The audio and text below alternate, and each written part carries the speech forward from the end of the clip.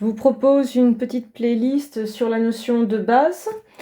Alors, commençons par bien la caractérisation numéro 1, c'est la définition, avec laquelle on va déjà pouvoir pas mal manipuler. Je vous rappelle qu'une base d'un SEVF, c'est une famille de F, n'oublions pas. Il ne faut pas prendre une famille au hasard, par exemple, dans l'usuel qui ne serait pas F. Il faut qu'elle soit génératrice de F. Du coup, là, je me répète un peu, parce que dans génératrice, il y a l'idée de famille, mais je préfère insister quand même. Voilà. Ne pas faire de hors-sujet en proposant une famille simplement libre et en pensant que c'est générateur et en oubliant l'importance de ça. Et puis libre. Alors, avec ça, déjà, on a une première méthodologie que j'aimerais exposer dans cette vidéo. Méthode 1. Pour trouver une base de F, eh bien, c'est écrire F comme le vecte d'une famille, c'est-à-dire ce qu'on a fait dans la playlist sur tout ce qui est SEV engendré, famille génératrice. Voilà. Écrire F en vecte de famille.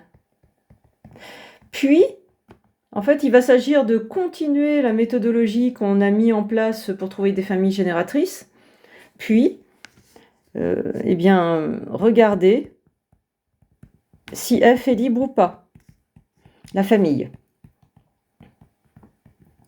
Si votre famille est libre, de fait, puisque F, c'est vecte de F, la famille est génératrice de SEV grand F. Et si elle est libre, ça fera une base de F. Si elle n'est pas libre, on réduira notre vecte. Ça aussi, on l'a vu dans la playlist sur les SEV engendrés, jusqu'à trouver une famille extraite plus petite, qui sera libre cette fois, et qui donc pourra être base du SEVF. Alors, je vous propose de regarder cette méthodologie sur quelques exercices. Ces deux-là pour commencer. Voilà, on va démontrer à la fois que F3 est SEV de Q puissance 4 et donner une base de F3. Alors, et on fera pas la même chose pour F4 dans un autre usuel. Alors, ce que j'observe déjà en lecture, c'est que F3, c'est un ensemble où dedans il y a des quadruplés avec les coordonnées du quadruplé rationnel, et les coordonnées sont solutions d'un système linéaire homogène. Donc F3, je pourrais le rédiger, c'est un SEV de Q puissance 4, puisque c'est l'ensemble des solutions de ce système. Je vais appliquer la méthodologie des familles génératrices et des sous-espaces engendrés, qui est dans une autre playlist. Donc en fait, je vais résoudre le système pour réécrire l'ensemble F3 en forme type. Du coup, je déclare le système qui caractérise l'ensemble F3. Je précise que les inconnus, c'est x, y, z, t, et que ce sont des rationnels. Mais ça ne change rien. Et puis, je vais résoudre ce système avec un pivot de Gauss, parce que c'est le plus simple pour écrire l'ensemble des solutions quand il est infini. Donc, si je veux échelonner en x, je vais faire L2 moins 2L1, et ça va donner un système équivalent, je résous par équivalence, qui est échelonné. Par défaut, les variables x, y sont mes variables principales. Ça veut dire que je peux réécrire ce système en utilisant uniquement les variables secondaires z et t. Y s'écrira avec z et t si je le souhaite, et x s'écrira avec z et t si je le souhaite. Mais je peux changer mes variables principales par défaut. Je peux choisir ici de prendre z, et je décide d'écrire z avec y et t, et donc j'écris aussi x avec y et t. En faisant ce choix, j'obtiens la réécriture suivante. Voilà. J'ai commencé par prendre z, je l'ai réécrit en 3t moins 3y. Et puis x, je l'ai écrit en y, plus 2z, mais z, j'ai substitué par 3t moins 3y ici. Là. Donc là, j'ai pas mis plus 2z, j'ai mis ça. Et puis moins t. Et puis après, j'ai rangé, j'ai additionné. Et donc, j'ai bien obtenu ce que je voulais. X et z choisis ici sont réécrits avec les variables secondaires du système, y et t. Et ça vous permet de réécrire F3, mon ensemble de solutions. C'est plus x, y, z, t. Ça s'écrit juste avec y et t, moins 5y plus 5t, y, 3t moins 3y, et t. Et j'oublie pas bien sûr de déclarer y et t qui deviennent des variables de l'ensemble F3.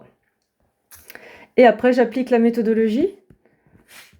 Là, j'utilise mes Y et T pour faire apparaître des combis linéaires avec Y et T qui sont les coefs de la combi linéaire. Donc ça donne du Y fois moins 5, 1, moins 3, 0, plus T fois 5, 0, 3, 1. Et Y et T sont toujours rationnels. Une fois que j'ai fait ça, eh bien, ce que j'observe, c'est que là, on a deux quadruplés à coefficient rationnel, donc deux éléments de l'usuel Q4. Et donc F3, c'est le vecte de ces deux objets, puisque c'est l'ensemble des combinaisons linéaires pile-poil. Donc si ça, je l'appelle U, et ça, je l'appelle V, ce qui est pas mal comme choix de nom pour des quadruplés, eh bien, j'observe F3 égale le vecte de UV. Donc, F égale UV, F3 calligraphique, est génératrice de grand F3, le SEV en capital. J'observe aussi que le cardinal de la famille F3, c'est 2, avec les deux vecteurs non collinéaires. Et ça, c'est une observation qui vous permet d'affirmer que votre famille F3, elle est libre, non collinéaire. Et ici, ça serait de la Q-collinéarité. Parce que on a choisi Q4 qui est un espace vectoriel sur Q. Collinéaire, donc F3 est libre. Et donc, ben voilà, F3, c'est bien une famille génératrice du SEV F3. Libre, c'est une base de F3. Ainsi, F3 est une base de F3. Et dans ces exercices-là, on en déduit la dimension. On en déduit que la dimension du SEV, ne vous trompez pas de notation, le vocabulaire c'est dimension d'un SEV et cardinal d'une famille.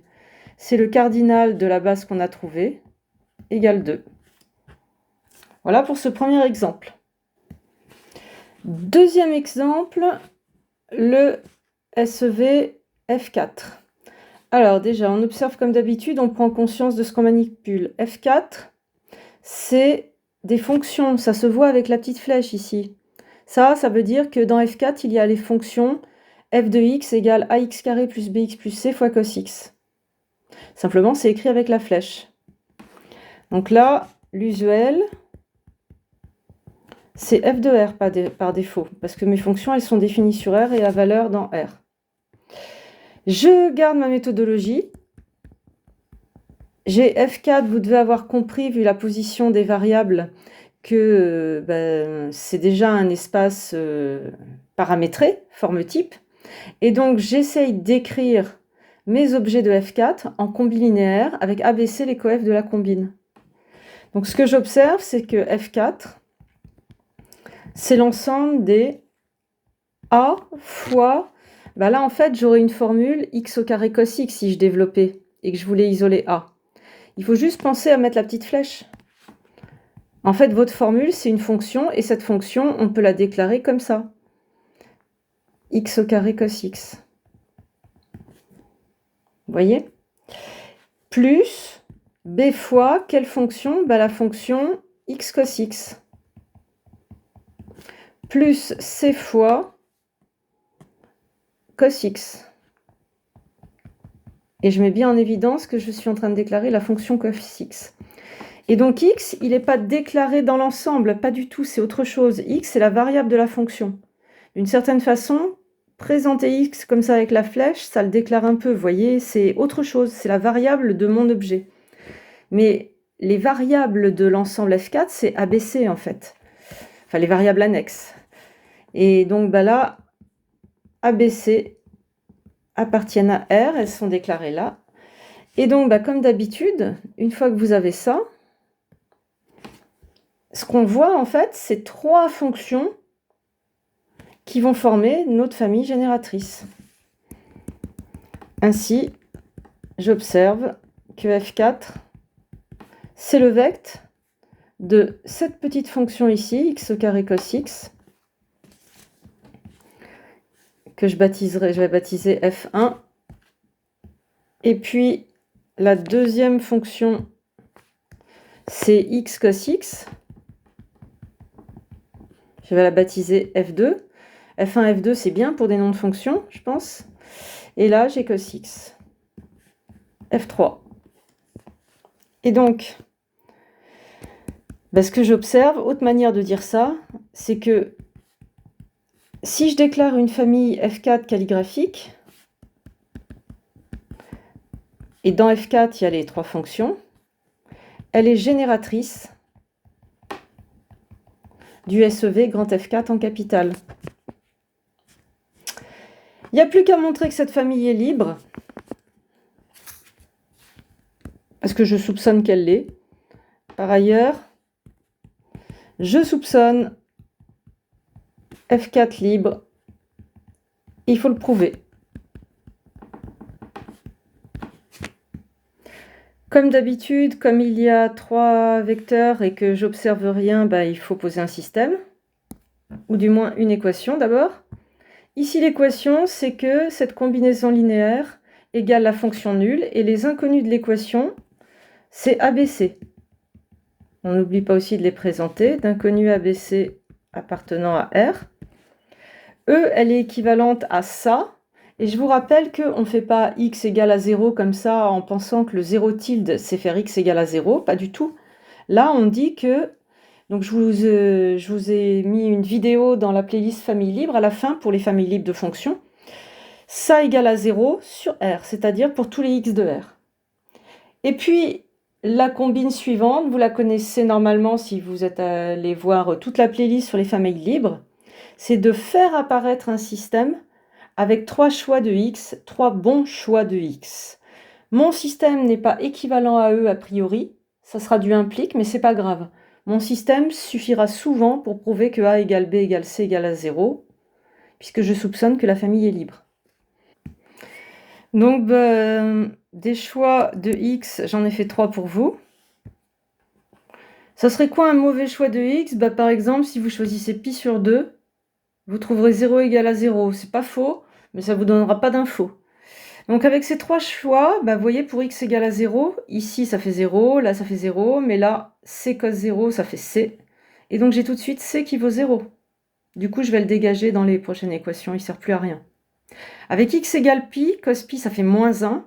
Donc vous avez moins a pi carré, et ici moins b pi égale 0. Et avec x égale moins pi au carré, ça fera encore pi carré. Donc je retrouve encore moins a pi 2. Mais là, par contre, ça change le signe. J'ai plus b pi égale à 0. Et on voit bien que quand on additionne L2 et L3, avec L2 plus L3, on trouve moins 2a pi carré égale à 0, donc a égale à 0. Et puis b égale à 0. Ainsi, E, voilà, ça implique a égale b égale c égale à 0. Donc, ma famille F4 de fonctions est libre. Et du coup, donc c'est une base du SEV. Et le SEV, lui, s'appelle F4 en capital. Et j'en déduis la dimension du SEV. Donc ne vous trompez pas, c'est F4 capital. C'est le cardinal de ma base. C'est 3, pardon. Excusez-moi. Voilà, dans la vidéo 2, on verra une autre configuration quand on va réduire les SEV engendrés. À bientôt!